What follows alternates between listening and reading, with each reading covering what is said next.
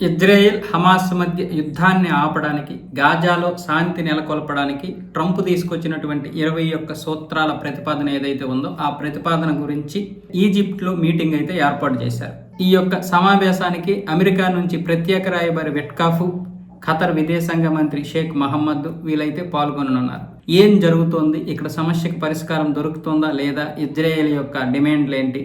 Israel అయితే ఇప్పటికే సానుకూలంగా స్పందించింది, అటు పాలస్తీనా కూడా సానుకూలంగా స్పందించింది. పాలస్తీనా అంటే హమాస్. కాకపోతే కొన్ని నివృత్తి చేసుకోవలసినటువంటి అంశాలు ఉన్నాయి. ఆ అంశాల గురించి మాట్లాడాలని మొదటి నుంచి కూడా హమాస్ మొరాయిస్తూ ఉంది. అంటే పూర్తిగా ఒప్పుకోవడం లేదు. అందుకని ఇప్పుడు ఈజిప్ట్లోనేమొచ్చేసి ప్రత్యక్షంగా కాకుండా పరోక్షంగా సమావేశాలు ఏర్పాటు చేశారు. ఈ సమావేశంలో మాట్లాడిన తర్వాత మిగతా విషయాల గురించి చర్చలు జరుపుతారు.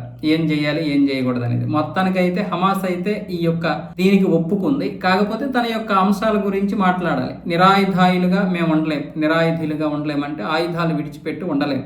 ఆయుధాలు విడిచిపెట్టాలంటే మాపై పూర్తిగా దాడి చేయడానికి, మమ్మల్ని అణచివేయడానికి, మా ఉనికే లేకుండా చేయడానికి ఇజ్రాయెల్ చేస్తున్నటువంటి ప్రణాళికే తప్ప ఇందులో మేము ఆయుధాలు పట్టుకోకపోతే జరిగే తీవ్ర పరిణామాలు ఏంటో మాకు తెలుసు. ఆయుధాలు పట్టుకున్నంత మాత్రాన మమ్మల్ని మేము రక్షించుకోవడానికే కానీ ఇతరుల మీద దాడి చేయడానికి కాదని హమాస్ చెబుతోంది. కానీ వాళ్ళ దగ్గర గనక ఆయుధాలు ఉంటే మేమైతే దాడులు ఆపము అని ఇజ్రాయెల్ చెబుతోంది. ఇప్పుడు ఈ యొక్క సమావేశంలో ఎటువంటి పరిష్కారం దొరుకుతుందో చూడాలి. అందుకే అందరూ కూడా ఇప్పుడు ఈజిప్ట్ వైపే చూస్తున్నారు.